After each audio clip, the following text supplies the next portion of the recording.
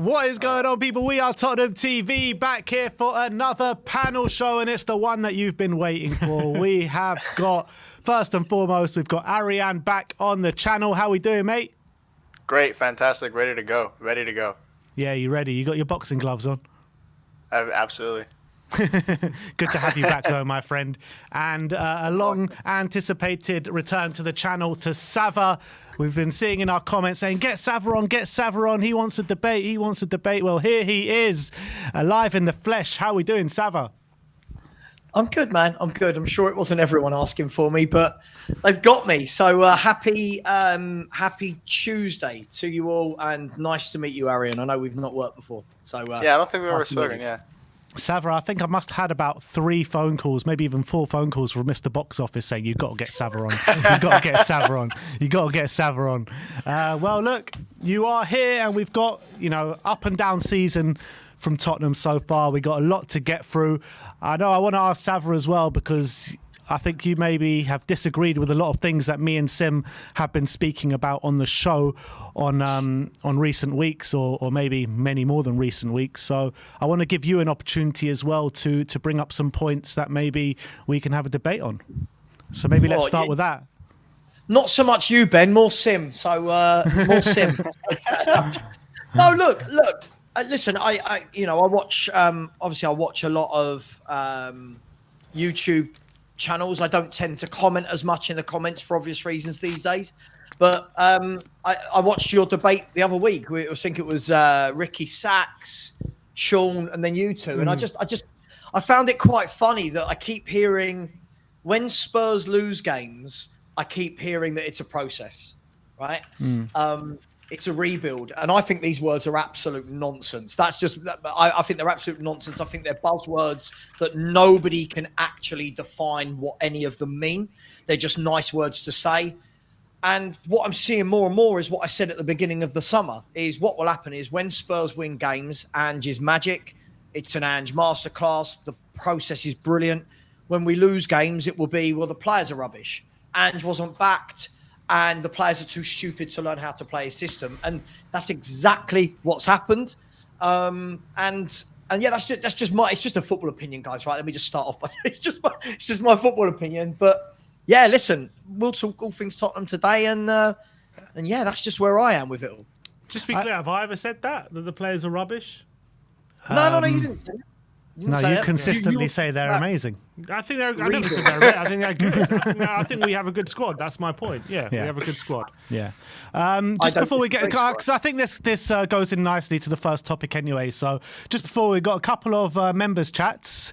One from Arian saying, "Big up Arian. He's going to smash that." And by the way, Arian's Ben Davis stocks right now. Ben Davis stocks are very high at the moment. Right, very high. It's been 10 years coming, but we're finally here, mate. We're finally here. Donovan Ostreicher says, 2 welterweights ready to spar it out. Big up, lads and panel. Let's go, Kings. But anyway, let's get into the first topic. And the first topic is going to be, is Ange the right man for the job? We're going to bring in Arian first on this one. What's your opinion on Ange at the moment? Do you still feel he is the right man for the job? I absolutely feel he's the best man for the job. I've been feeling that way since before we even appointed him. I have the clip. I still have the clip that I took from you guys' stream when we went, who should we get in? I said Ange Postecoglou. He's an elite manager. And I still stand by that. He's a phenomenal manager. I think everything that has gone right, kind of unironically making Sava's point, everything that has gone right has been Ange's brilliance. And everything that's gone wrong really hasn't been on Ange. Not that everything, literally, but most things that have gone wrong, I don't think you can pin the blame on Ange. And once we get into the details, of course, the devil's always in the details. I'm happy to get into those, but I think people are forgetting kind of the monumental job Ange had. And I think a lot of the criticism he gets is because he's a victim of his own success. I think if we never hit the ground running the way we did when he first started, people would be far more satisfied. I think that set an impossible standard that people are still trying to get from him. And we have to remember, this is a team that doesn't have Harry Kane, and let's be honest, does it really have the same Heung-min Son that the other managers had? It doesn't. So the monumental job that he has at his feet, and I think he's done a very good job. The way everyone's reacting to the season, we're 2 points off top 4 and 5 points off second place. Not saying that we need to, that's good, and 5 points off second, what a trophy. Of course not. But I think with the things that are going right being when we have a squad that is fit, we're doing very well. The only blip we had when we had a fully fit squad was the admittedly horrendous second half at Brighton. Besides that, we were, was it 7 wins and 7? It was something very nice. It was like 7 wins and 7. It was something like that. We were flying. We were absolutely flying. The only other team in the league with a similar, not even worse, similar injury crisis to us right now is Manchester City. They are winless in 7. Okay, he doesn't. He only is missing Rodri. You can say Doku as well, and then I think he's missing Oscar Bob as well. That's the third one he's missing. We're missing Vicario. We're missing Van de Ven. We're missing Romero. We're missing Bentancur. We're missing Solanke. Well, this week we're missing Solanke. We're missing a lot of players, and the results are gonna falter. Like, let's be honest, the results are gonna falter. Like I said, Ange is a victim of his own success, his own early success, and like I said, the devil's in the details. I'm happy to get into those later on. Sava, want to respond? Yeah, I've written down every buzzword Arian's just said there. I've written it down, and I'll refute it all. Again, this is the problem for me. I'm sorry, guys. This is the problem. We've got people out here saying things like "victim of his own success." What success? I don't get it. I don't understand it. When we're going to look, if we look back and say he's a victim of his own success because of the first 10 games last season, that for me is what's making him in a job. If it wasn't for those first 10 games, the year under Ange since those 10 games has been horrible. Now, I know people don't like facts, but factually, it's been horrible.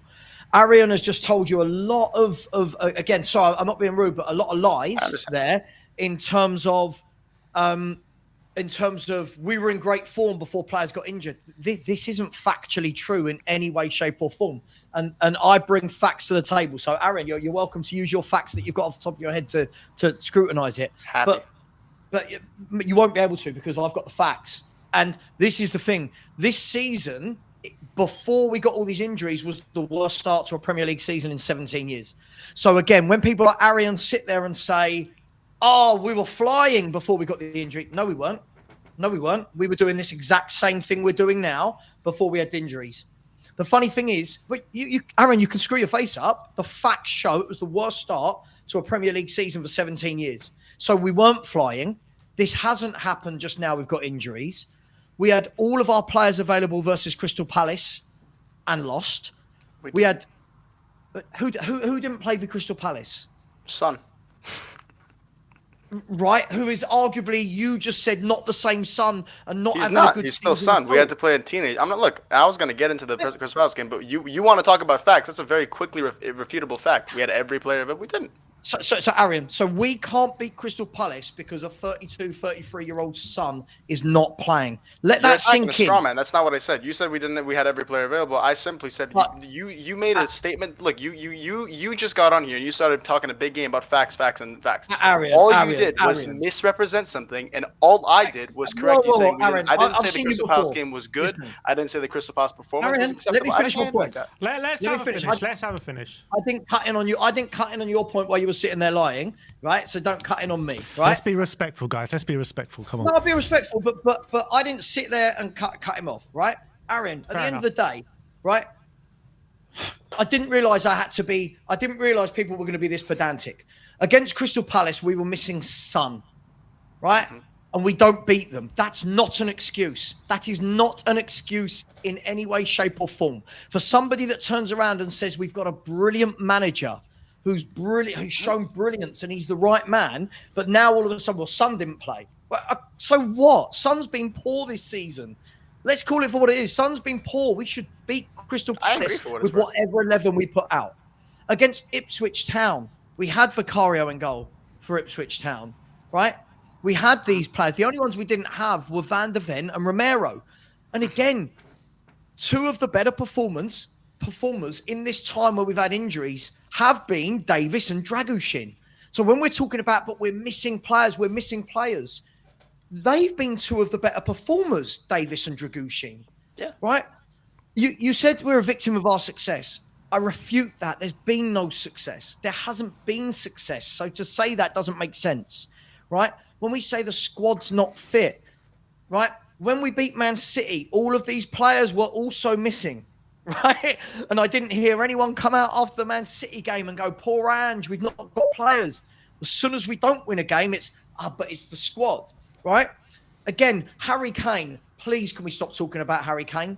Harry Kane has not been at this football club for a very, very long time, right? So when we say, oh, this manager's up against it, this manager knew he didn't have Harry Kane. He knew he didn't have Harry Kane, right? He's brought a lot of forwards into the football club, right? Scoring goals has not been our problem. So when we say he's not got Kane, scoring isn't the issues. It's the crap tactics that are the issues. So sorry if I've come in a bit hot, but at the end of the day, we've got to be honest about this. The facts don't show he's brilliant. The facts don't show that we were flying. The facts don't show that the poor form has only coincided with injuries. This is not true. This is factually not true. Sava, I just want to be just to nail you down on a position. Obviously, Arian believes Ange is the right man for the job. From what you've seen so far since Ange has taken over, you have the position that we should sack him tomorrow. Is that your position? Look, I don't want him here. I've not made any two bones. I won't sit on the fence. I don't want him here, Sim. I think tactically he's awful. I think he's dread. I've never seen teams carve through us as easily as they do at the moment. It's tactically. It's again, we can say that. You watch the games. Fulham overlapping, underlapping. It's easy to get through Tottenham. It's easy to get through us. Do I want him sacked tomorrow? I don't want him here. Whether it's tomorrow, whether it's next month, whether it's next year. For me, I just don't think this manager is good enough. He's told us, he's told you a lot, and he's told me he's got no interest in being pragmatic. Top managers know when to be pragmatic. This manager doesn't know how to kill off a game. We've just seen it against Fulham and Roma, right? His tactics against Galatasaray were absolutely horrific. Ipswich, Leicester, Brighton, Newcastle, Arsenal. I don't know how many times we have to see it before people stop using buzzwords. Now, last thing I'll say is, guys, if someone turns around and goes, do you know what? It's been difficult for him. He's not doing well, but I want to give him time to see how he does. Fine. But when we're coming on with superlatives like brilliance, his own success, I don't know what this is based off. I need evidence. That's just me. Well, Ariane, what is it based off? It's based off the fact that, like I said, when we do, and I'm going to talk about this because he said it's false that the bad form coincides with injuries, and it's not false. So it's because when we do have our players available, we do play very well. Okay, and I will give examples. All right, first of all, let's look at the points. I know people make the point. I'm going to ask you this. Do you believe that any given loss signifies both a loss of form and necessarily being the manager's fault? Are both of those things true for every single loss or draw? What do you? That's a question. To who? To you. If every time we lose or drop points, is it always A, the manager's fault, and B, now a dip in form? What do you think? No, not always, but when I look at a year of form and group it all together, then yes, it is. Okay. So let's go game by game, because that's the easiest way to reconcile these things, right? Let's go game by game. You look at the Leicester game, okay? The start of the season. You want to talk about the start of the season being awful and horrendous? I think if you can just look at my post-match interviews. I've been optimistic about the season the entire season. I still am. The very beginning of that Leicester, the whole game, besides the first 10-ish minutes of that second half, which, by the way, was just the first 10 minutes when Solanke got on. He got injured at the very end of the first half. That's when he got the contact injury. We played phenomenally. We could have scored, if anyone remembers, we could have scored about 4 or 5 in that very first half. If that happened, Ange can't finish those chances. Ange can't look. At the end of the day, Ange can't finish the chances. I don't remember 4 or 5 chances, Aaron, in the first half. You don't remember? That's on you then. Look, here's the thing. You can come in here and talk about facts. Name them. Name the proper chances we had. We had some half chances. Solanke almost scored within the first 3 times in the first 6 minutes. Do you not remember this in the box? He had a snap header. Sam and Ben, tell me, am I crazy? Do you guys both not remember that? We had. Look, I think from my understanding, from my memory, and from my recollection, we definitely deserve to win that Leicester game, 100%. Absolutely. I completely agree. Absolutely. I thought they opened us up like a can of worms in the second half. They did for about 10-15 minutes, yeah. For about 10-15 minutes. Sure. Okay. But did we win it? Did we win it? No, but I just asked you, does every single loss see, but here's the thing, you can talk about facts, but you're going to keep moving goalposts, and that's what you're going to do. The reason I'm asking you, what I'm asking you Sorry, is, dude, sorry. you just talked about not You, interrupting. I'm yeah, I know, asking but you. hang on. You don't get to say I move goalposts. I'm so Absolutely. consistent on my channel. I don't move goalposts, mate. As I said to you, You just it's did. not about not winning one game. Yeah, it's the collective. When you look at all Right. of the collective, most of the time when we lose games or don't win them, it's the same patterns trending. That's on the manager.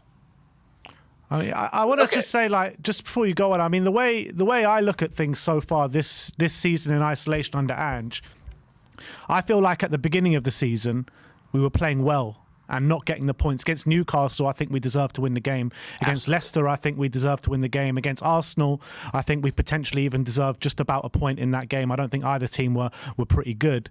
But I do feel in recent weeks, when you're looking at the Ipswich game, when you're looking at the Crystal Palace game, when you're looking at the game on the weekend, the Fulham game, these performances we don't deserve anything out of, and these performances have not been good enough. So I think there's like give and take from maybe the first half of this bit of the season to the second half. But you can carry on There's your also games against Man City away, Villa at home. You know, games that we've been very good as well. Yeah, 100%. Can't discount that as well. 100%.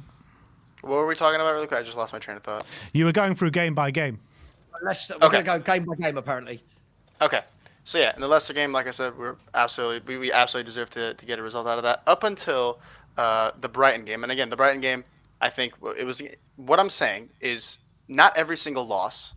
The Brighton game was a horrible loss. That one, I'm not saying Ange is like perfect and he doesn't deserve any criticism. I'm happy to give him criticism when he deserves it. And I think that Brighton game, he clearly didn't handle whatever happened in the dressing room well, and the players' mentality coming out of the dressing room wasn't good, and we got exactly what we deserved. Okay, my point is, though, not every single game, not every single point dropped is a result of something happening badly with the manager or even bad tactics. And when you said every single game is the same, every single game is the same problem, the alternative to that is every single game there being a new problem.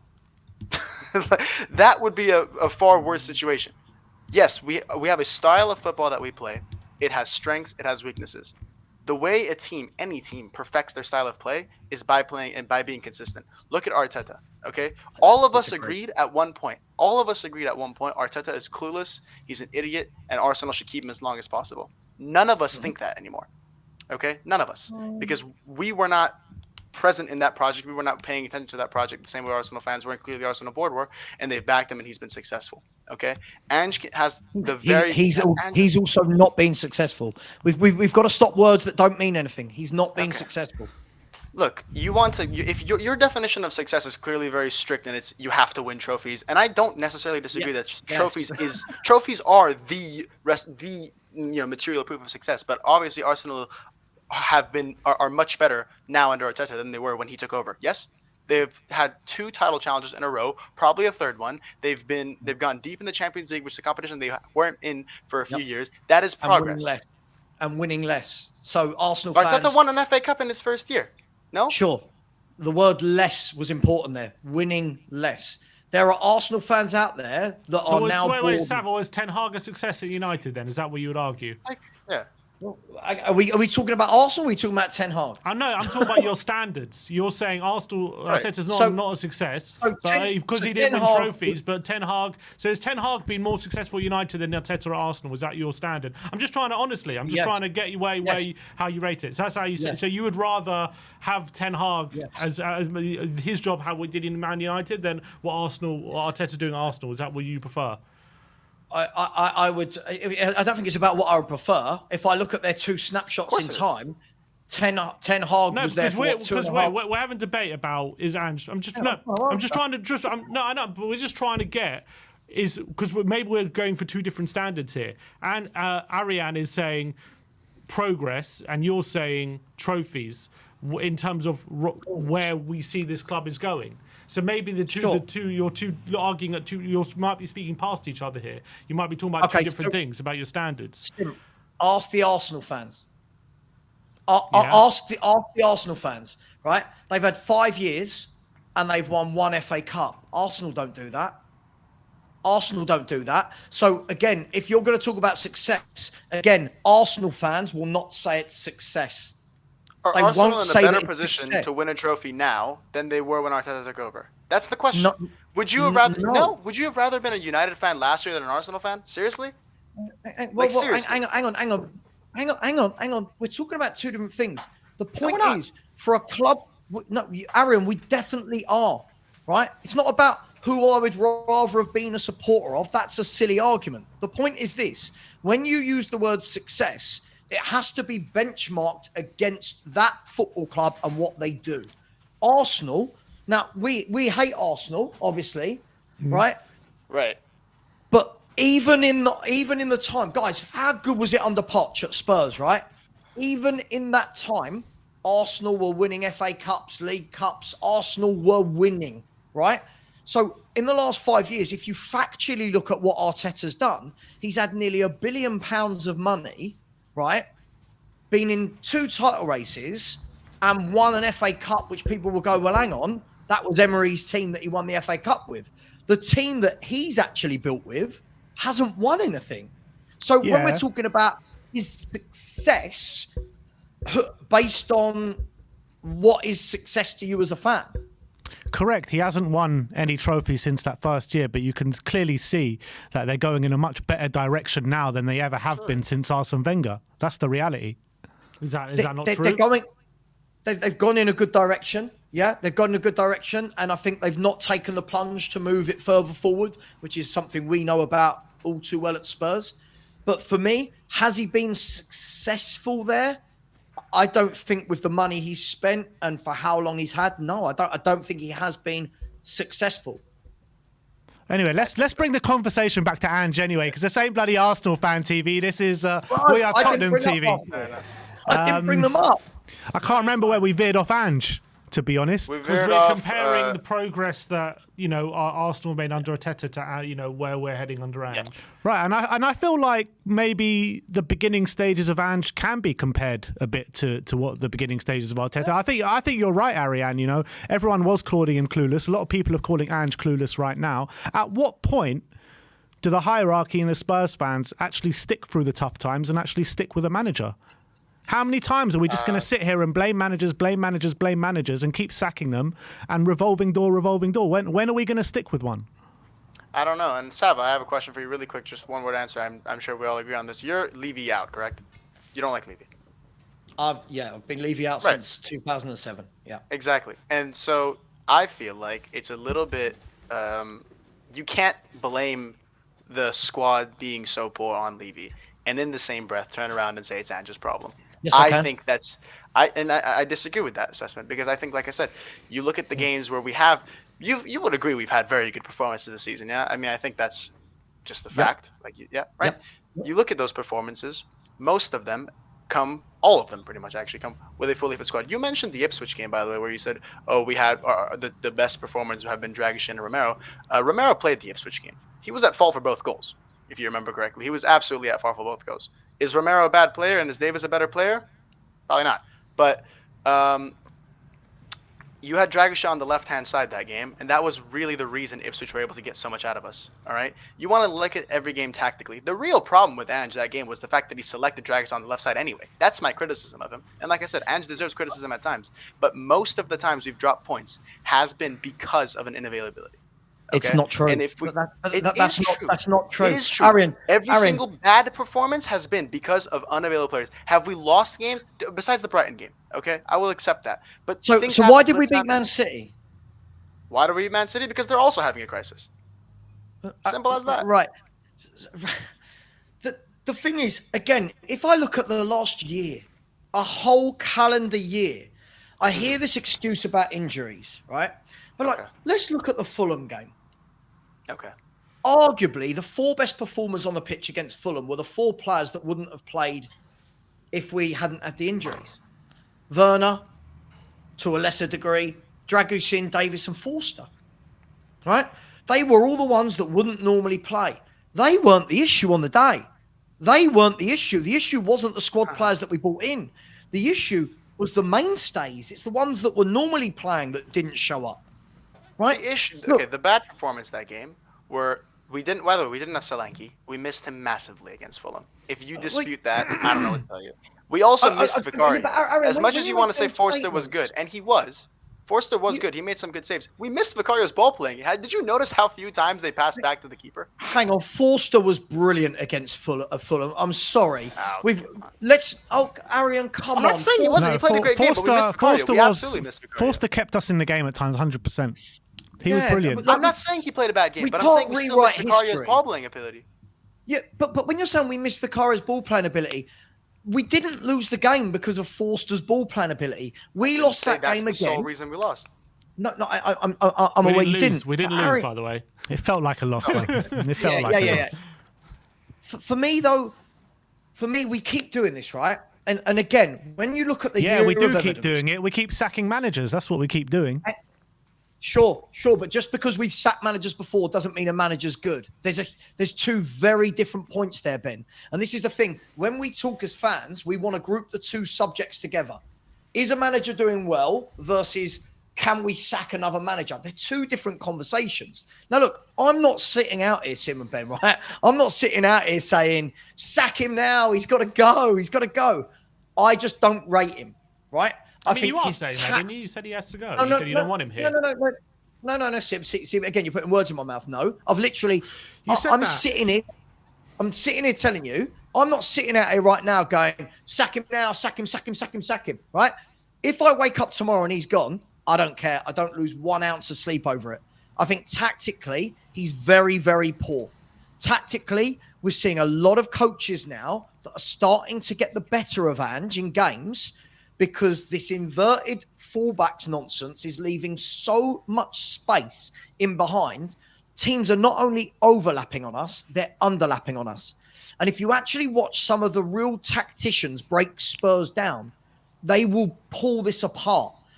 As fans, I get it, right? And I get why I'm not liked, right? I get it. I understand why I'm not liked or why my view is not liked. We like you, Sava. We like you. No, but it's fine. It's fine, Ben. I get it, right? But the thing is, when you actually break it down, you look at the last year. The last year has not been good. It doesn't matter what metric people want to put it against. Form, points on the board, points per game. The form has been crap for a year, right? So when we want to talk about project process, and I always say this, Spurs at the moment do this, right? We do this, up and down, up and down. If only my opinion, and please everyone in the chat, remember this is just football. Please, just football, right? When I jump off a stream, I don't sit there going, Ange, right? If for me to believe in Ange, boys, what I want to see is some form of progression from results, form, points per game, something to show that we're just steadily going that way. And factually, I know people will argue it, factually, we are not, guys. Over the last calendar year, factually, we are 9th in the table. In the last calendar year, we have won 4 league games away from home. This is not the brilliance of a manager that's won 4 away games in 19. That's not good, right? Yeah, but also, Sava, factually, if you want to talk about facts, after Ange Postecoglou's first 50 games, he had a very similar number of points to Jurgen Klopp and Mikel Arteta, and we all know how those two turned out. But what Klopp specifically. What do we also know, Ben, about Jurgen Klopp and Pep Guardiola? What do we know? That they win things? No, they got investment, he's going to say. I mean, look, we could come. I wasn't actually going to say that, Sim, but you are right. Enough. Thank you. Right, I'll put that as point C. Point A is both of those managers we've seen do it at top leagues before at big football clubs. Right. Mm-hmm. I mean, Arian, you can make the face. It's true. Sure, but it's such a non-point. It really is because why? It's not important. It's not relevant. It's really not relevant. Of course, it's relevant. It's not relevant. I disagree wholly. The proof of the pudding is in the eating, Arian, right? For people to judge Klopp and Pep versus Ange, right, I'm saying on what evidence? Now, again, if I was having this conversation, right, and Pep Guardiola was the manager of West Ham, Villa, Newcastle, we'd all be sitting here, you'd all be agreeing with everything I'm saying. But because he's the Tottenham manager, we all want to believe it's different, right? For me, do I think Ange is the worst manager in the world? No. Do I think he's tactically naive? I think he's massively naive. That he's told us, Arian, he's told us, right? He said, I don't have, what did he say? I have zero interest in being pragmatic. And his tactics on the pitch show you he has zero interest, right? That for me is mind blowing how a manager that people want to talk about in the ilk of Pep and Klopp can say such crazy things, carry out what he said on the pitch, and then we wonder why we don't win as many games as we should. Okay. Yeah. To Arian, to Sava's point, when you do take a calendar year from probably the Chelsea game to now, as you say, we're ninth in the table. Is that good enough for the squad we have? Should he be doing more with the players that we do have? Given what he's had in each and every one of those games, could he have done probably better? Sure, but I don't think anything that went wrong was primarily his fault. I think anything that went wrong was primarily the fault of something or somebody else. Okay? And by the way, Sava, you want to talk about tactical, you can't adapt tactical flexibility? You just listed Pep Guardiola as a manager who is the cream of the crop. Yeah. He is 1 injury deep. He is winless in 7. Aaron, see, I really want to know how do you reconcile those two? How do you reconcile it? Just tell me. Aaron, this is where we need to bring the point back to sanity, right? Pep Guardiola, we've got to get it back to sanity, because this is a great argument, because Pep's having his worst run ever as a manager, right? Yeah. So we're just going to ignore everything Pep Guardiola, who other managers call the greatest manager in the world, right?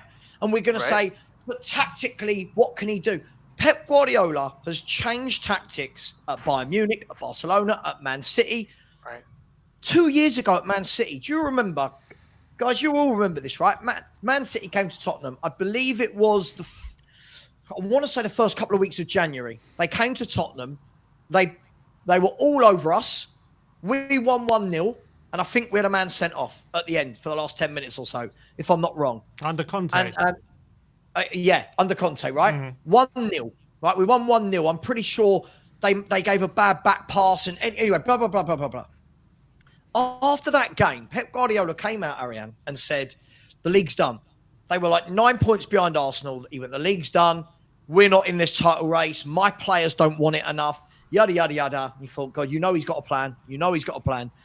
They then had a 2-week international break. He came back, completely changed his tactics, went to a 3 at the back, put John Stones into midfield, and then Man City won about 22 games in a row, right? So when we're talking about tactically, please can we not use the best manager in world football as the argument, because you won't win that one, Arian. That's not right. You just won it for me, actually. It was phenomenal. You did a brilliant job. You won it for me. You just described why Pep Guardiola is the most brilliant manager ever, and he can't even deal with 1 injury, and you want Ange to deal with 4 key injuries? Reconcile that one for me. Arian, but again, see, again, you won that. It was brilliant. Thank you. Arian, first of all, don't be sarcastic, right?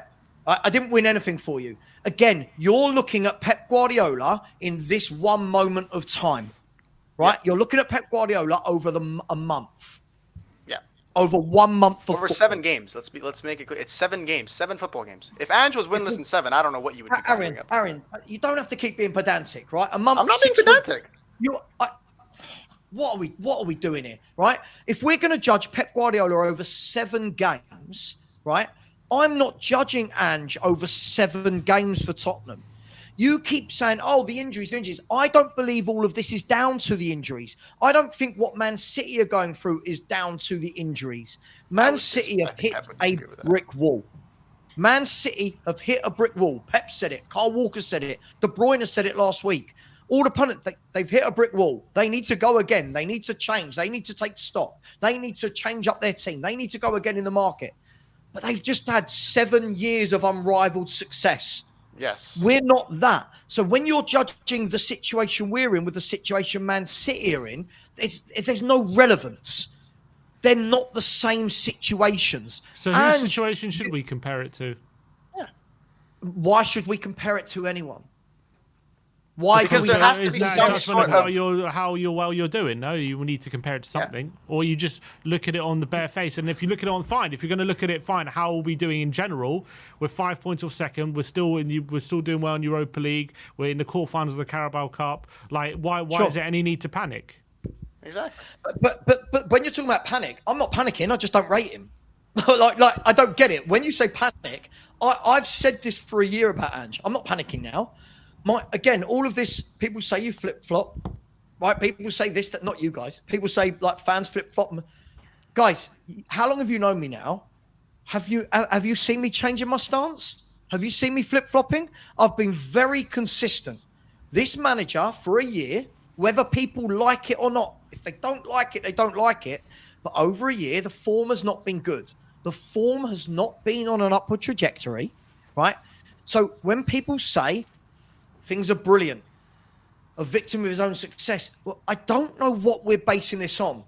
If people rate him, I'm not out here, guys. I'm not out here to say, Ben, Sim, Arian, what you like Ange, you're idiots. I'm not saying you guys like him. Knock yourselves out. I don't care. It doesn't change my life if you don't rate him. But I'm looking at facts. I'm looking at evidence that shows me I don't know what he's done for so many people to rate this, because his form is now getting to the point where it's worse than AVB's. It's worse than AVB's, and everyone hated AVB. Everyone hated AVB, right? His form now this season is worse points per game than what Nuno was during his tenure at Spurs. These things are facts. And I'll finish it off by saying this, guys. You've probably, I'm not saying you guys watch my shows, but anyone who watches my shows will tell you, all I ever ask for, guys, is consistency. And this manager is the most inconsistent manager I can remember in terms of amazing result, couple of shit results, brilliant result, couple of shit results. Hence why, and again, this is why when Arian said it's coinciding with injuries, we went through a very similar spell before all of our injuries where we couldn't win games and it was 1 win in 7 or whatever, 1 win in 5. We're doing it again, 1 win in 5. Back end of last season, he had every single player fit and we had 1 win in 8. We can keep blaming everything. For me, he's got to adapt. He has to adapt, and he hasn't in 18 months. That is why I am where I am as a fan, right? I'm bored. The hype that goes with this manager, I don't see what he's good at. I don't know what he is good at as a manager. It's just me. Okay. Let's let Ariane finish off on this topic, and we can move on. But Ariane, what's your final words on the Ange situation? My final words is, when you bring up a lot of these numbers, they need context, okay? And when you like say, okay, he's worse than Nuno, he's worse than ABB, and everybody seems to like him, and everybody hated these two, unless your argument is that for some reason in the last decade a lot of Spurs fans hit their head somewhere, there must be a reason that many Spurs fans like this guy, even though maybe if you look at just raw points or points per game, whatever you want to look at, it's not good. Okay, and I'm not saying it's been good, all right? But in terms of pure results, because it hasn't. That's, like you said, facts. But everything needs context, okay? And the context is, again, back end of last season, yes, he had a lot of players fit. We still didn't get results. There was a trillion reasons for that. In the beginning of this season, we didn't get some results. Trillion What were they, reasons for please? that. What were they, please? When players come, what were they? I'm happy to tell him to. When Udogie came right back from injury, he had a 3-month injury. He wasn't on form. A lot of our Van de Ven, same thing. He wasn't on form. We still had Son up top last season. He wasn't on form, and he still isn't on form. A lot of our players have lost form. Had lost form. But we have a lot of players this season who are back in form. Where we have players in those positions, and when they're fit and they're playing and they're firing, we're playing well. Are we winning every single game that we're playing well? As on top of that, are we winning every game that we're playing well, Sava? No, we're not. But every single game that we've won, we've played well. Okay? I want to say that as well. Every single game we've won, we have played phenomenal. And there have been a lot of games that we've played very well. Not phenomenal. Again, we were phenomenal against Man City both times. We were phenomenal against Aston Villa. We were phenomenal against Everton. Again, I think this is the difference between me and you, right? And maybe we can find some way to meet in the middle.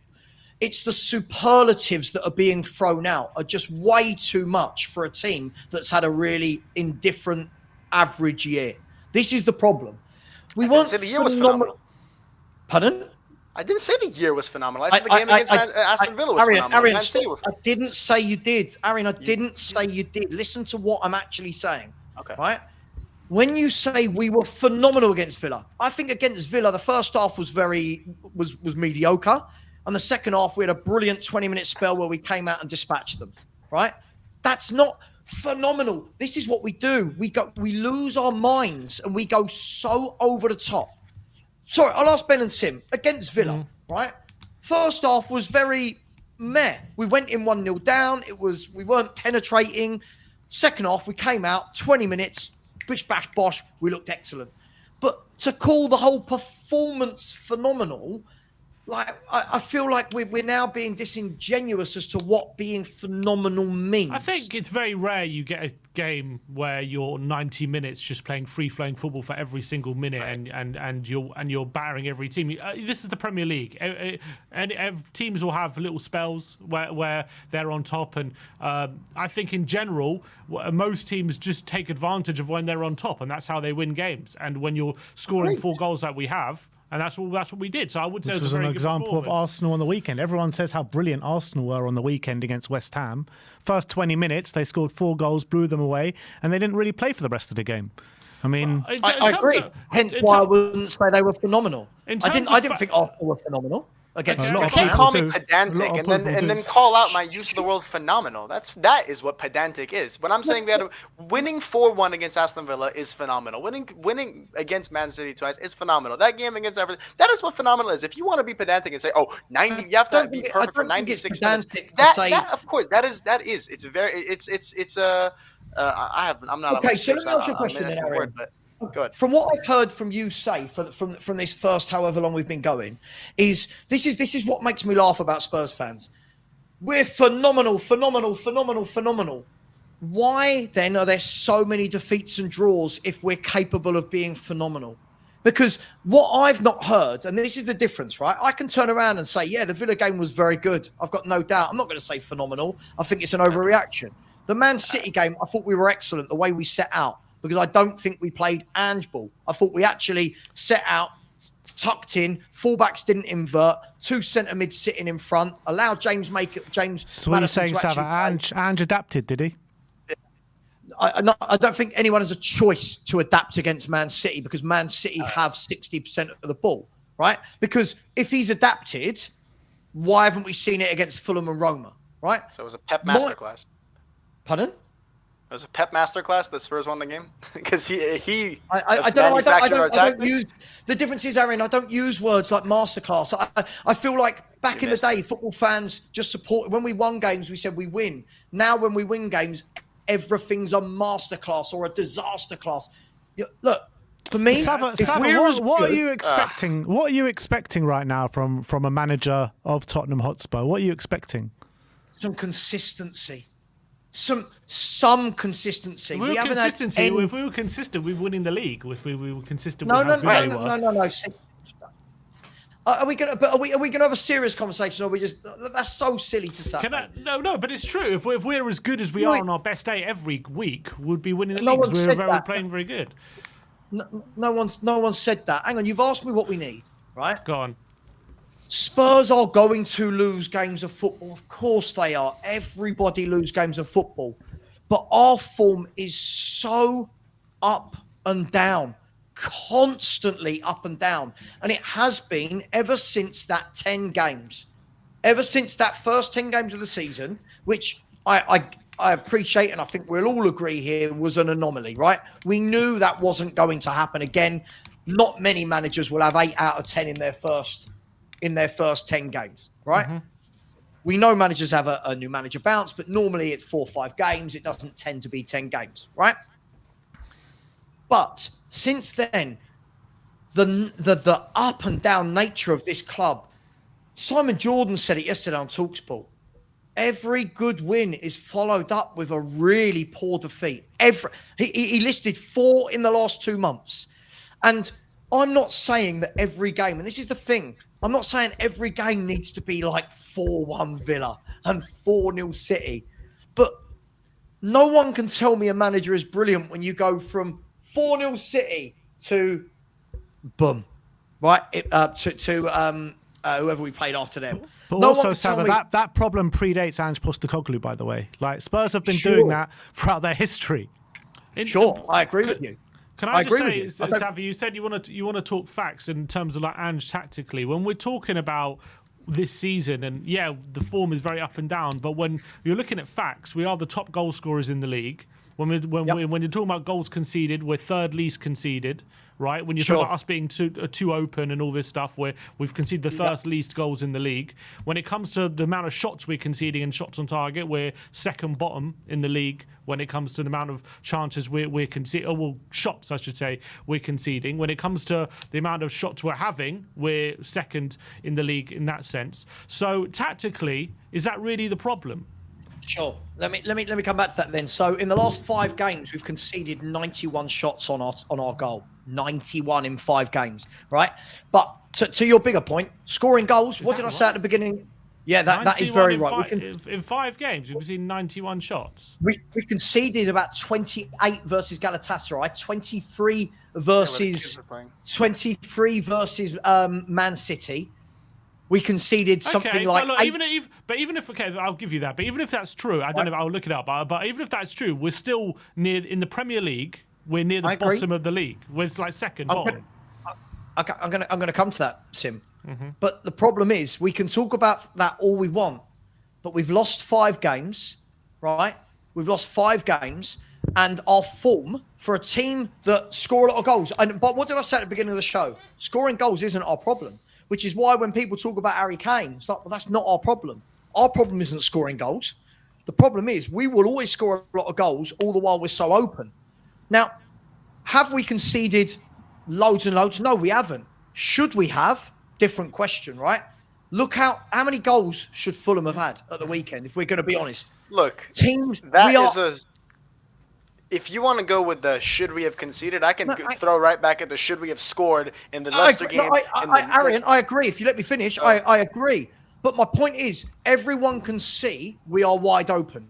It doesn't take anybody, even with 1% football knowledge, can see how wide open we are in these games. Fulham should not be coming to White Hart Lane and having that much of the ball and creating that many chances at our goal. They just shouldn't. Ipswich shouldn't. Galatasaray should not be having 28 shots in a game, right? So listen, I'm not saying we're the worst team in the world, but the form does not lie. The form does not lie. Whatever we want to say, win, lose, win, lose, win, lose. I just want to see some consistency. And I'm seeing people in the chat saying things like, my expectations are too much. What expectations? What, to ask for a bit of consistency? The word consistency sounds way more reasonable than what you're actually asking for if you break it down. Your consistency is a chain of good results. You're asking to win every game, or pretty much every game. That's what you're really asking. No, but that's what consistency is. Otherwise, no. I'm not trying to straw man. I'm saying we've got to be sensible. Let me I didn't say that. Sorry. I know you didn't say that. Sava, let him finish what he says, and then you can reply. Try to break down what tell a lie to the audience that that's what I've asked for. No, I'm not. You haven't. I'm saying, look, I literally preface by I'm saying that's not what you're literally saying. That's not what you're literally. But if you try to break down, I want some consistency. After we beat Man City, we have to go win the next game. Of course, that'd be nice. But consistency as like a word sounds reasonable because when you're thinking about refereeing decisions, you want consistency. But you think about consistency across for results, that just means winning. Otherwise, we could be consistently losing. That's consistency. Is that what you want? Like consistency positively only means winning games. That's all it means. Constant positive results is your only real definition of consistency. Otherwise, do you want consistency? We are consistently winning and losing. We are going win loss. That is consistent. Otherwise, we are consistently inconsistent. Right. Exactly. Consistency is what you're asking for. Is literally just win. Bring Sava. What does consistency mean for you? What does consistency mean to you? I'm not having this. I saw you do this when you went on with Stel. You misrepresent everything somebody says. I'm not having it, right? Nowhere have I said that consistency only means winning every game. I I literally started off my sentence, and this is what, Aaron, if you're going to lie, then we're going to get into it, right? Because I literally started off my debate by saying Spurs are going to lose games of football. I do not expect to win every game. And then you come back with, well, your definition of consistency is that you think we should be winning every game. I literally said, I know that's not what you're Aaron, I'm literally talking. No, asking sorry, for. I listened to your lie. I'm not doing it anymore. Go on. Right? So explain. Consistency, right? In 5 games, win 3 of them, grab a couple of draws, go on a run for 4, 5, 6 games where we don't lose a game. Not win, lose, win, lose, win, lose. Well, we're 3 unbeaten at the moment. I just can't. I don't. Look, you want to say the run back one doesn't coincide? It's look. You want to talk about this thing doesn't coincide with injuries. And Spurs are going to lose football games. Okay, when we didn't have injuries, we won 7 out of 7. Is that not consistency? And also, we lost the Palace game. Is that not one blip? And then we had injuries. I can break it down consistently for you. But like I said, you didn't literally verbally say we should win every game. I acknowledge that. But when you say I want consistency, if you really break down what that means, you are asking for us to be on basically title-winning form. That's what everybody wants. No, I'm not. No, again, no. That's just what it means. No, it Aaron. sounds no, reasonable, but it's a misnomer when you say I want consistency. No, stop. You keep doing. You've just done it again. No. That's not what So I'm what is saying. it? Out of the 5 losses that we've had this season, turn 2 of those into wins? You're saying that, Arian, not me. Okay, then you tell me what you are saying. No, Arian, stop saying what I didn't say, right? No, not okay. Look at the league table, right? Look at the league table. If you want to talk about inconsistency, Tottenham have won 6 and lost 5. I don't know what more evidence you need to see to show that there is inconsistency there. All I'm saying is don't lose 5 of your first 13, 12 games, whatever it is. If you make that 3 defeats with 3 or 4 draws, you start picking up a few extra points. But Spurs are win a game, lose a game. Win a game, lose a game. All right, we've got a draw against Fulham, but that's not a good result. We cannot go, we've just won a game. Let's now kick on and get another good win and then another one. I'm not saying 10 in a row, but we can't seem to get 3 or 4 wins on the bounce. We can't seem to do it. With injuries, we can't. Correct. With injuries, it's difficult. To be fair, we haven't been able to do it without injuries. We've only won back-to-back games once. We've only won back-to-back games once in the Premier League, and that was Brentford and Man United. Facts, Arian. You're reinventing. Sorry, but Aaron, but we've not done it this year. How many times have we won back-to-back games? I can pull it. Look. It's only how once. many times in the Premier League? It's only once. In the Premier League, it's once. But do games only come in the Premier League? We won 6 out of 7. You can't change it. No, you can't just. I didn't change anything. I didn't say Premier League. Arian, I fully expect, don't you, that Tottenham should beat Ferencvaros, beat Karabag, beat AZ Alkmaar. These games are games which should be winning with ease, and we won them.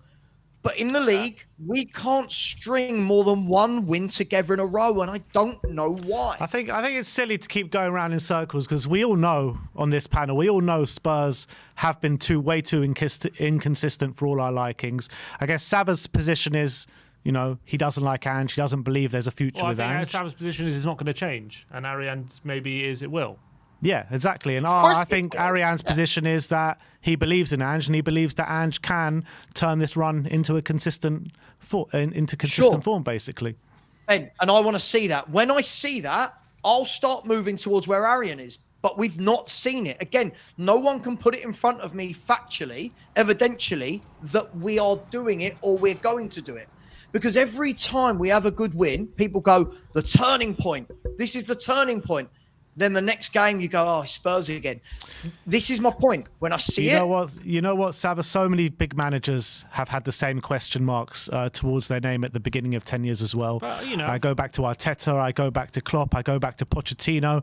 Pochettino was a game away from getting the sack at Tottenham Hotspur once upon a time, and then Harry Kane free kick saved him, and then we went on a big run. So I do think Ange can turn it around, and I do think Ange is a good manager, and I do think he can find some consistency in this team. But I feel like we are going around in circles right now, and I don't know if there's any point. Just keep going around in circles, pretty much. Sure. But is it okay for me as a fan to say that some people could just put their heart on their sleeve and say, we're going to see it?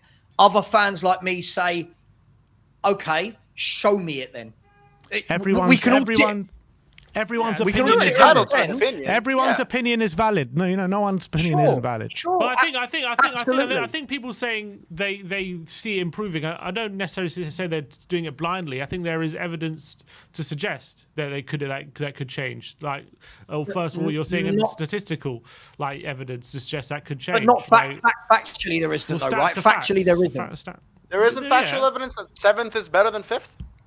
Or sorry, you know what I'm saying. You know what I mean. Look, I don't. It's early in the morning here, okay? But our league position under Ange was an improvement based on the season previous. Sure. But again, if we put that into context, look at the season before. When Conte left us, we were 4th. The end of that season with the end of the season with Stellini and Mason, it's going to be a mess, right? Do you really think? Go ahead. I'm going to let you finish. I said last year that I thought we'd finish 5th the whole season, and we finished 5th. I think he did okay. But again, the first 10 games for me kept that going. The first 10 games did. The form in the second half of the season was atrocious. So what I wanted to see at the beginning of this season was, how does he change that? And unfortunately, the form at the beginning of this season, again, is still win, lose, win, lose, win. I just want to see a little bit of consistency. That's all I'm asking for, right? I don't think he's capable of it. You guys might think he is. I just want to see the evidence rather than just the hope. And for the amount of people are saying that I'm toxic, and we're sitting. Do you know where I predicted this season? I'll say it on your show, guys, just so you know I don't flip flop. Do you know where I predicted we'd finish this season? I'll guess 7th. Ariane, what do you reckon I said? I think you said 6th. 6th. Sim? 6th, yeah. Right. I said we finished 7th, right? That's where I think we will finish because of squad depth, because of tactics, because of the number of games we've got going into Europe. I said I think we'd finish 7th because it's a long season. Sava, based on the strength of our squad, where do you think we should be finishing? If we had a good tactician or a good manager, in your eyes? 4th. You think we got the 4th best squad in the league? I think that there's enough inconsistent teams in this league. that we could have. And this is the funny thing for me is if I say this, I'm called deluded, not by you guys. If I say we're going to finish 7th, deluded, Sava. I don't know where I'm meant to actually say that will make fans happy. Whatever you feel. Your opinion is your opinion. 7th. Who cares what people think? So far, where are we in the league? 9th or something? We're 7th. We're 7th. So far, up to 13 games, I'm not wrong at the moment. I'm not wrong. But there's a lot of football left to be played. You said it yourself. Absolutely, it's a long season. Ben, absolutely. And you know what? If we win the next 5, 6, 7 games, a fan like me, what do? I turn around and go, do you know what? He's proved me wrong. Consistency, I think he's done really well. But the problem is, there's so many bad results, and it never seems to be the manager's fault. And I've never seen a manager back like this. I've never seen a manager with so much. What do you think the reason for that is? Do you really think there's just for some reason a brand new influx of hopelessly optimistic fans? There must be a reason Ange gets back more than the other coaches in the fucking league. I think it's a lot of hope, and I get it. We've had no success for so long, guys, that we're all hurting and we all vent it in our different ways. Fans like me, I'm pissed off. I don't see it changing. I go that way. Other fans go the other way. I get it, right? And listen, Ariane and myself, I'm sure there's no hard feelings, and we'll have the debate, and we'll of course. This on the screen. We're very different characters. I've seen this a million times before. I want to be wrong. If I'm wrong, do you know the worst thing that happens if I'm wrong? You're happy. I'm wrong, and my team's done well. Like it's not a big thing. I just don't trust the manager. That's all it is. Well, let's We'll hope see. that he can regain your trust, because I'm sticking with the process. I just think it's madness to keep sacking your manager, a revolving door.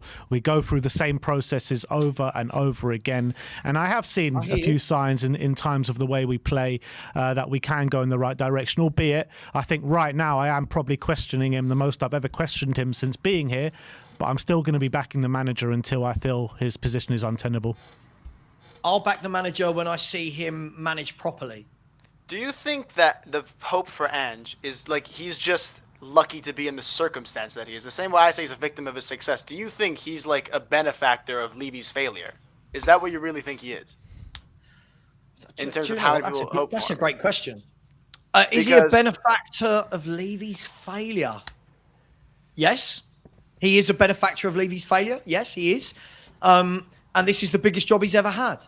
So, look, I'm like anyone. Do I want Spurs to beat Bournemouth and then follow up with a win against Chelsea? Of course. Want 6 points. If I predict we won't win both of those games, does it make me not a Spurs fan, or does it just make me a fan that knows Tottenham, that has been scarred for many, many years? Right? If we bring it down to a cool, calm, neutral place, that's what this is, right? We've all been here many times before. We've all seen Tottenham Hotspur. They give you the hope. They go and batter Villa and you're thinking, kick on. And then you lose to Ipswich. They go and batter City and you're like, come on. And then we don't win the next game. And you're like, oh my, like, just come on, Spurs. And I just don't suffer the excuses as many people do. That's all it is. We're different. That's all it is. It's not the end of the world. I think let's leave it there, guys. First of all, big up Mr. Box Office in the chat.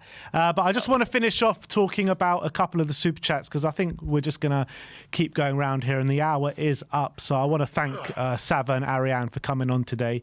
But let's just run through these quickly. I think there's a couple of questions in there. One for Sava here from Anup saying, Romero played against Ipswich and was the reason they scored the second goal and got dragged out of position and they went on to score. I think he was just making a point to the debate that we were having much earlier in the show. Jory, member for 45 months.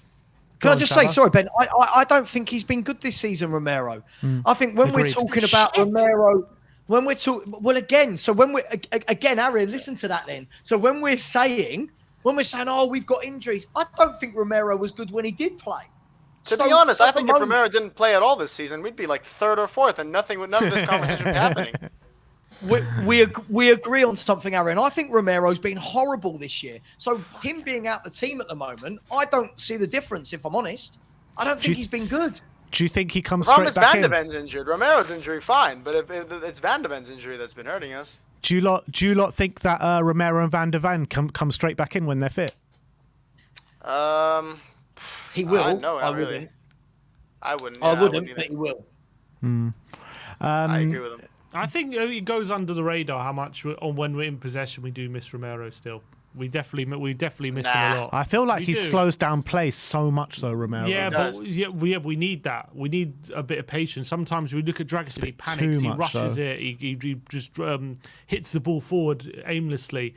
When you got Romero there, he puts really beautiful pinpoint passes into the middle and it sets up a lot of our attacks. It's true though, but how many goals have been down to Romero this season we've conceded? Too many, but I think on the ball, I think it goes under, I'm saying it's not as appreciated. How much better I think we are when he's there, I think. I think that's the only reason he even gets a game, though, to be honest. Jory, member. I agree. His defending, Arian's been terrible. His actual defending this year, he's out of position. He's not leading at the back. I agree. Listen, and I've been saying, with this game, if we won it, Ange wouldn't be on it. Like, I think, like, the Leicester game, without Romero, we win that game. The Newcastle game was actually... Van den was injured that game. Never mind, not that game. The Brighton game, horrible. That was pretty much all down to him. The Ipswich game, down to him. He's cost us 7 points single-handedly this season. If we win those, we're second in the league. All right. Jory, member for 45 months, says, failure is a precursor to success, but also to failure. Success can't be anything less than keeping pace with top six in on-field investment. What would you say to that? Success can't be anything less than keeping pace. So I'm trying to understand what you're saying. Success is keeping pace financially with the top 6. That's success. Is that what you're saying? Levy's saying that success is just. I think that's like Levy's definition of success. I think that's what he's talking about. Oh, I see. Well, we're outdoing them, obviously, in the top 6. So Levy's probably definitely seeing that as success. Look, he's not wrong. Just because you need to fail to succeed doesn't mean it's going to lead to success, which is true. But for me personally, I've seen enough from what I've seen from what we do as a team to suggest we can be a success rather than it's going in the right direction rather than it's going in a bad direction. That's also on the flip Exactly. side to that, a lot of managers have been sacked for a lot less at Tottenham Hotspur. Results-wise, yes. Can I ask you guys a question then? Can I start? Sorry, I know you guys probably want to wrap up soon, but can I ask you a question? Something that we've not talked about, right? We've got 2 tough games coming up. I mean, we've got Bournemouth away and Chelsea at home. And listen, I think we'll win one of them. I do. I think this is the crazy thing. I don't know which way either. I think we'll win one of them. I think we'll lose one of them because it's what we do.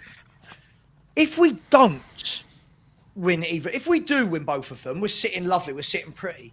If we don't, though, guys, that's 1 win in 7, right? And we will be falling away from that top 4 if we don't win both. But it's just a hypothetical. At what stage, can I ask you, from you guys who all are very clearly Ange in and blah, blah, blah, if we don't win both those games and we are sitting like 13th in the table and we're 8 points or whatever off the top 4, at what stage do fans like yourselves that have a different view to me, at what stage do you start going, hang on, this isn't great? Because I'll be expected the other way, right? If Spurs win both games, I'll have people going after me, going, you're wrong, and I'll have to go, yeah.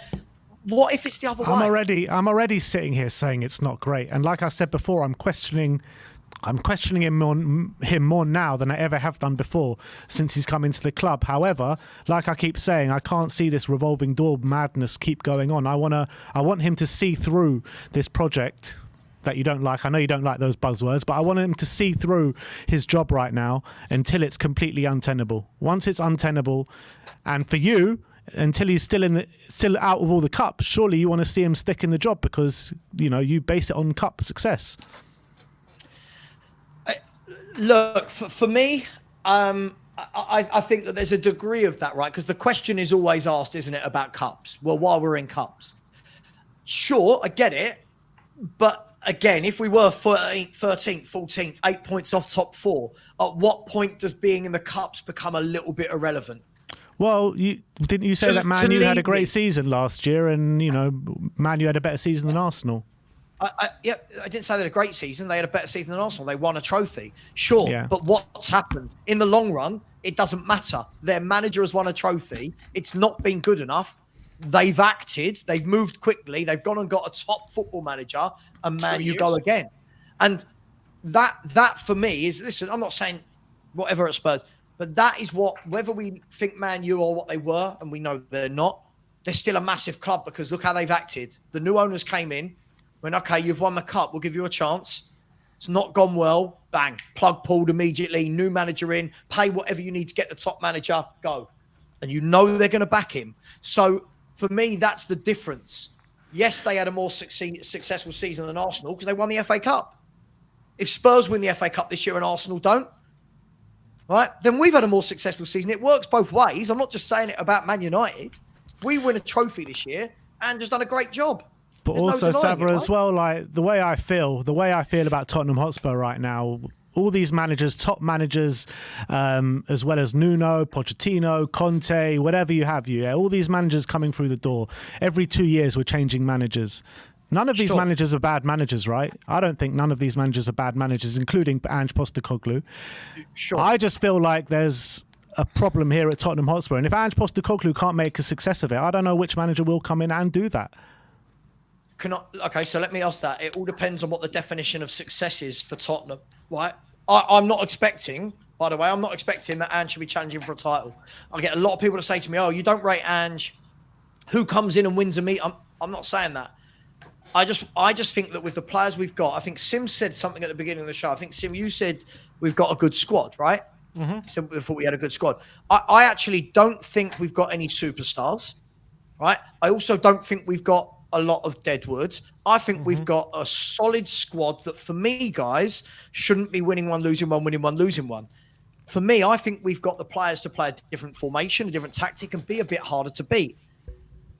If I'm wrong on this, I'm wrong. But the statement I'll make to you all now, it's on your channel, you can clip it. If he keeps playing 2 inverted fullbacks season after season, you're never going to find consistency and you're never going to be a top club.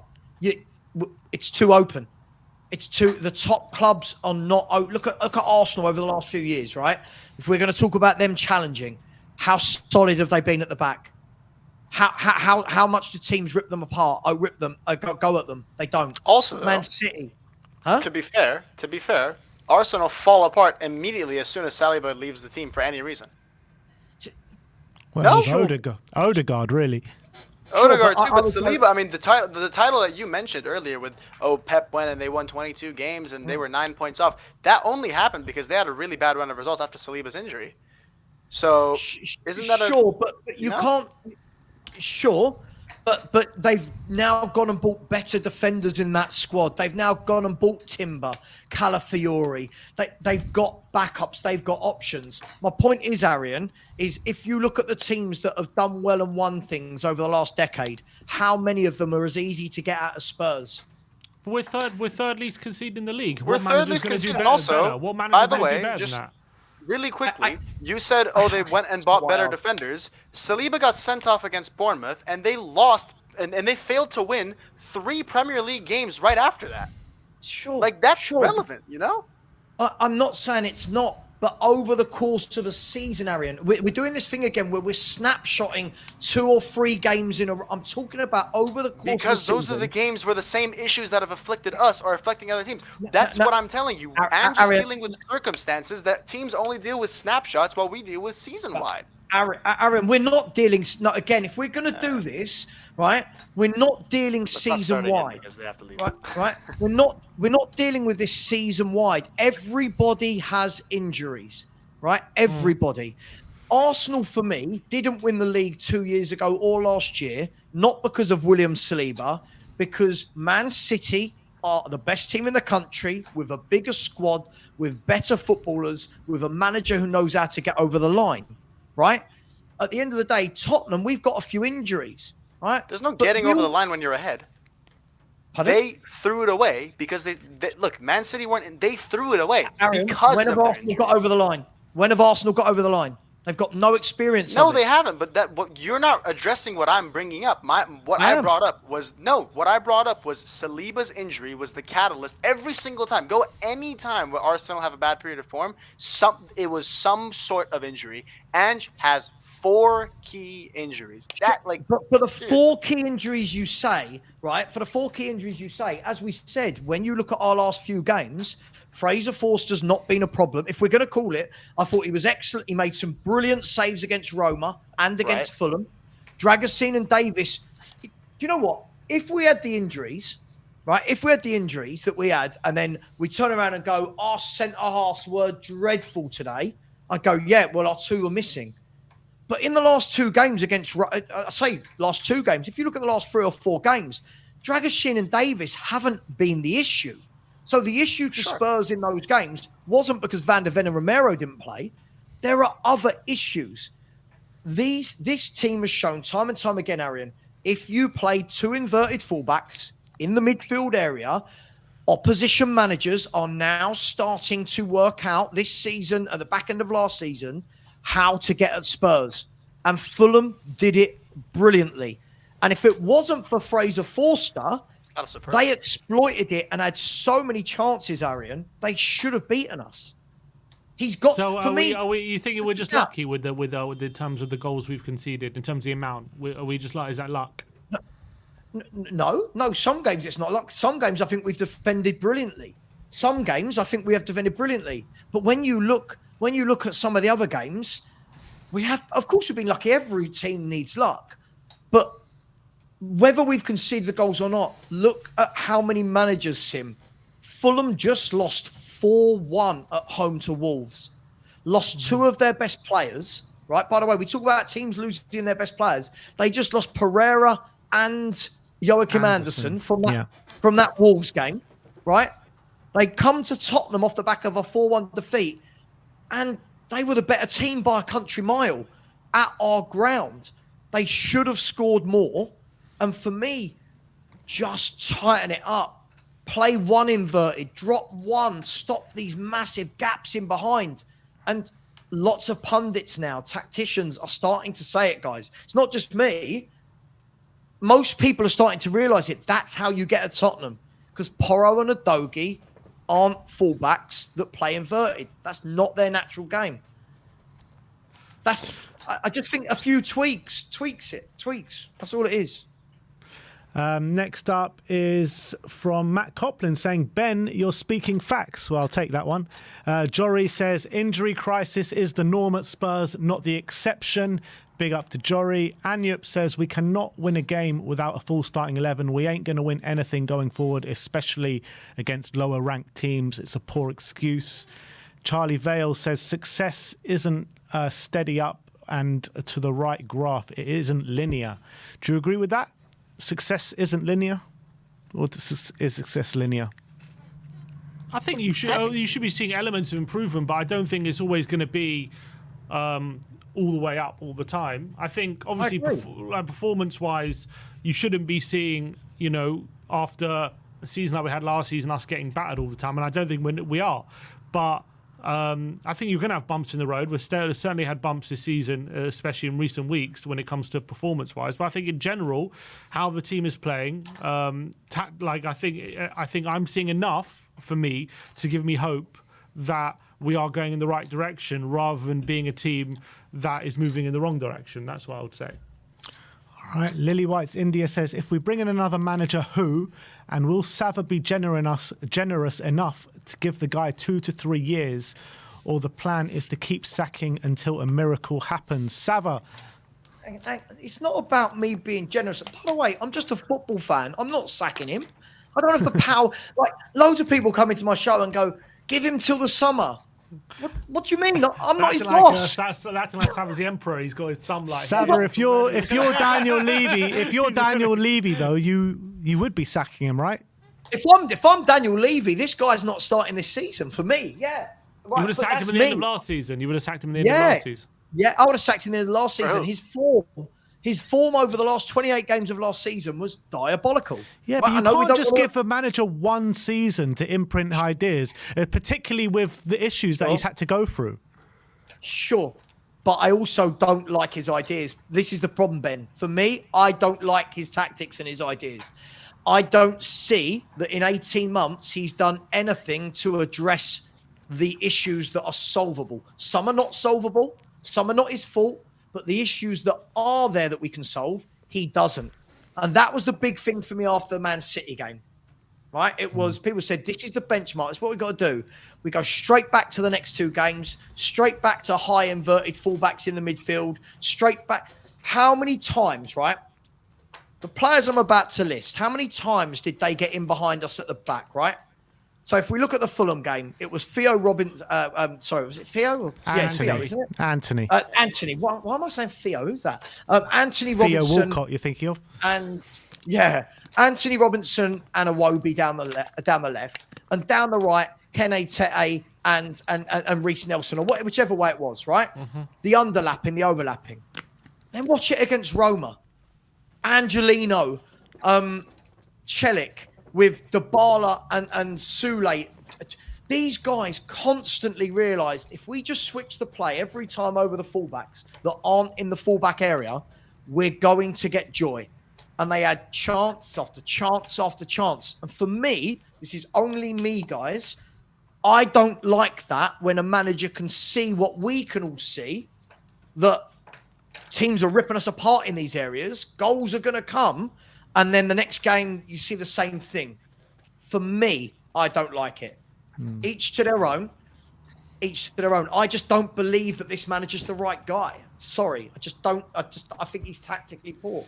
He'll change your mind like he's changed many of other people's minds in the past. But we'll see about that. Maybe. Nanan with the super chat says, last 10 games, we've won 6, drawn 2, and lost 3. Is that consistent enough? That's more than 10. It's not 10. Unbelievable result. That's brilliant from it. How's he done that? Well, that's what he says. I'm Well, guessing we've maybe won lost, 1 of 5. We've won 1 in our last 5. Well, in all We've won 1 in our comps, last yeah. 5 In with all Bournemouth and Chelsea competitions. coming up.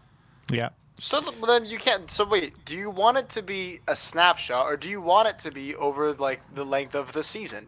What do you like? Aaron, what, as so I said, what do over you the mean? season, we've won 6 and drawn 5. So again, if I want to do it over the season, over the last 5 games, it is not. Again, we can have this conversation all day long. It's this all season. It's this.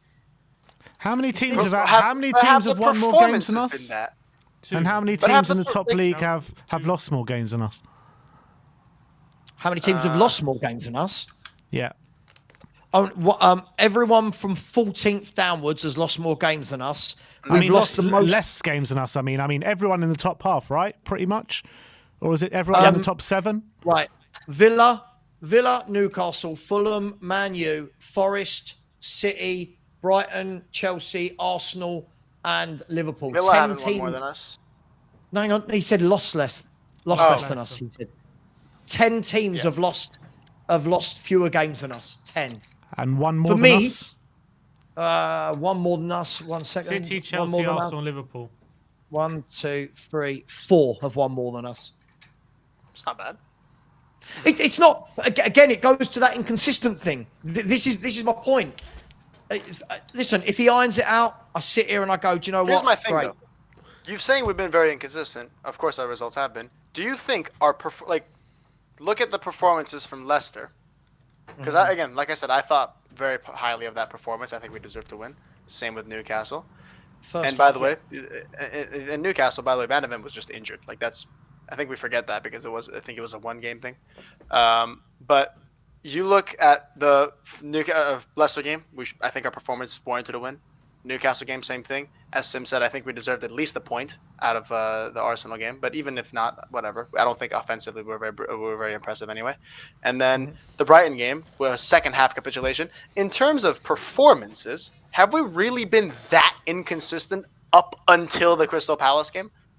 Aaron, this is the thing. Is yes, we have. And Performance-wise? yes. And I think the we haven't. difficult. I agree with that. I We think, haven't. okay, let's look at this. Leicester, I thought first half we were good, didn't create enough clear-cut chances for me. Second half, Leicester had that spell where, Mavadidi and Fatawu down the wings, got in behind us. Again, another manager that realised at half-time, how do you get at Spurs? And Jamie Vardy missed an absolute It was 10 sitter. minutes. It was 10 minutes, and then we managed to wasn't sort that 10 out. minutes. It was. Okay, I don't think it was. Okay. Everton, But it was. I expect to batter Everton at home. Everton are atrocious. Newcastle, I thought we played well. Again, clear-cut chances.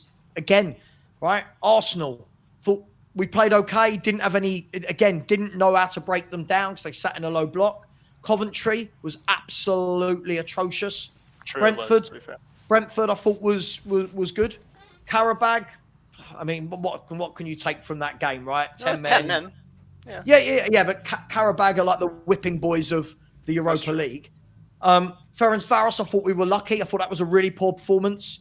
I thought Brighton was Jekyll and Hyde. Man, you forgot United game. It was in between Man after United was very Convenient, good. Sava. Wow. Huh? I'm messing with What? you. Yeah, Man United was very good. Ferencvaros, I thought we were very lucky to come away with the win. Brighton, brilliant. Shit. I mean, I don't know how else to say it. It was the complete polar opposites. It was West Romero, Ham, is what it was. West Ham first half was meh. Second half was very good. Alkmaar, I was really not impressed against It was a Alkmaar. shit We needed game, a that one. penalty. Palace was crap. City brilliant. Villa brilliant. Galatasaray was crap. How Ipswich come was you're allowed crap. to say brilliant, but I can't say phenomenal? Well, I don't think brilliant's the same as phenomenal. Clearly, I'm not. All right, can we get a list of synonyms, Sava, that we are allowed to use? You're not allowed to say phenomenal or brilliant. That's the all right? cut-off point. Listen, all I'm saying is, from my point of view, right? I'm not saying there aren't games in there where I think there's some really good stuff here. My worry, guys, is, and he Goes fast says to say this a phenomenal. lot. is that my worry is that he constantly talks about never being more pragmatic. And for me, both the Fulham game and the Roma game, if you're more pragmatic in the last 20 minutes of those games, you win the game. And that's the difference for me between, does he really want to do everything he can to win a game? Or is it more about, no, we're just going to play this one way with this belief we have? Huge difference between managers that win a lot and managers that just have one belief and do the same thing. Huge difference. Didn't we try that exact routine with like under Conte though, where we would score, we would be pragmatic, and like didn't we try that? And then you could say yes we did, and the squad was shit. I'll accept that, but didn't we try that? Arian, there's a difference between that being your tactic for 90 minutes and seeing out games in the last 10, 15 minutes. Everyone confuses the word. Gary Neville actually said this yesterday, and I agreed with him. Everyone confuses the word pragmatic with negative. Being pragmatic as a manager, I'm talking about, right, 15 minutes to go against Roma. Do we all agree Roma just started in that second half to get on the ball more, create chances, right? We agree with that? They were getting on top of us, right? At that time, just a bit more pragmatic, right?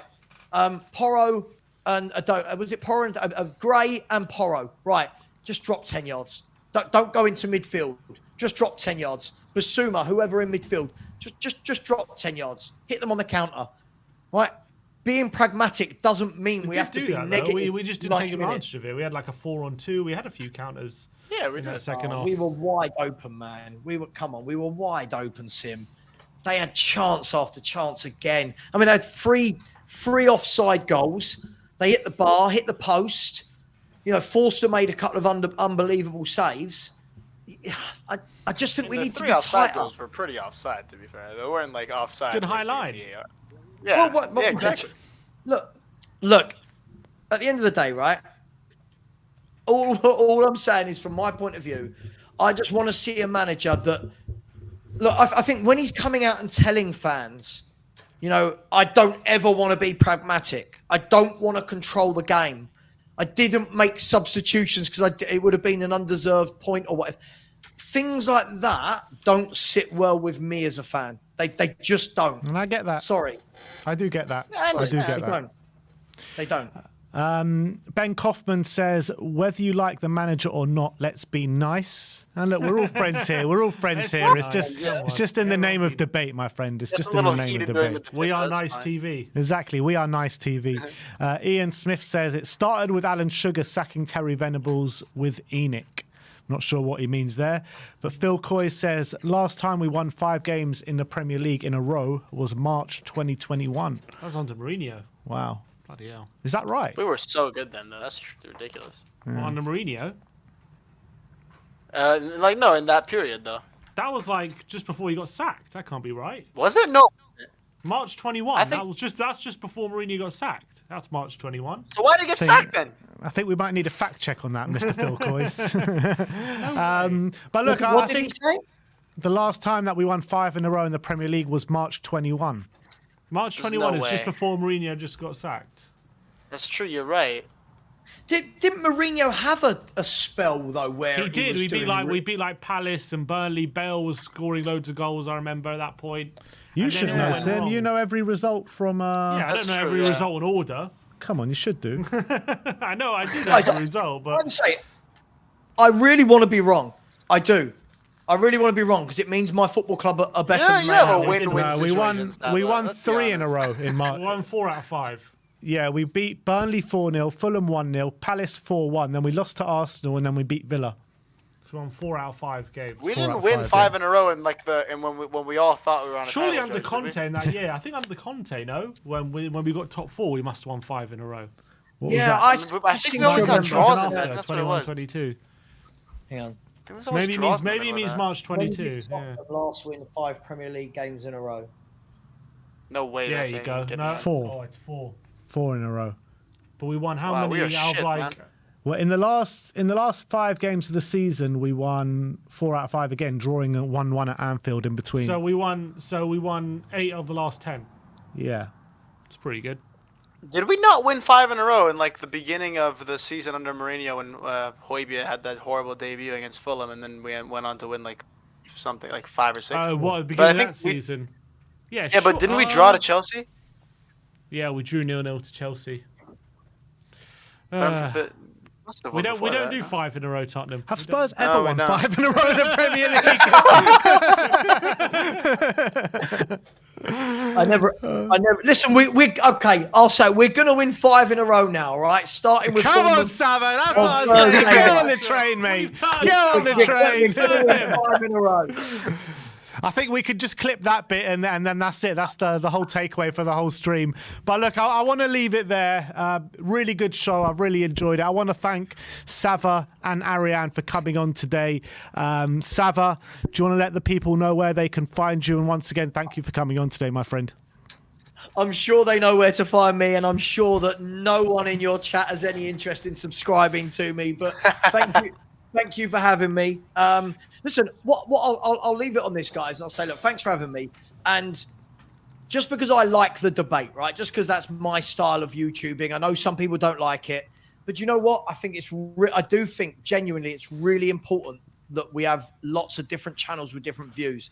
I really, really think it's important because otherwise, as somebody said to me the other day, if we all had the same view, we just need one YouTube channel that speaks for all of Tottenham. And I say imagine being that. If you were that, happy days. But if you're not, do you know what I mean? I think it's really, really important that we have these debates.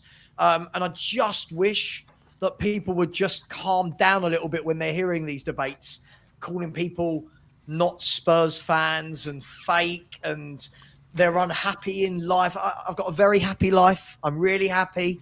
I just don't rate the Football Manager. That's all it is. I'm not depressed. It's okay. But thank you for having me. I've enjoyed it. And I hope you'll come back, Sava. Of course, man. Of course.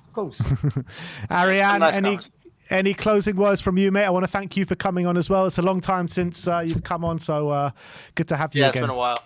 Yeah, no, thank you for having me. Obviously, I don't have anywhere you can find me, but yeah, that's it. Just really, really nice talking to you, Sava. Even though it got heated a little bit there a couple times, calling you pedantic and all that in the beginning. The way to find Ariane is just see where Ben Davis is, and he won't.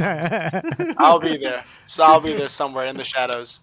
He goes into hiding when Ben Davis has a poor performance. Ariane, do you know into hiding. The thing is, Ariane, right, is when Ben's messaging me and I'm going, right, who's on? If he had said to someone I know that agrees with everything I say, I'm like, oh, what's the point? Like, what is the point?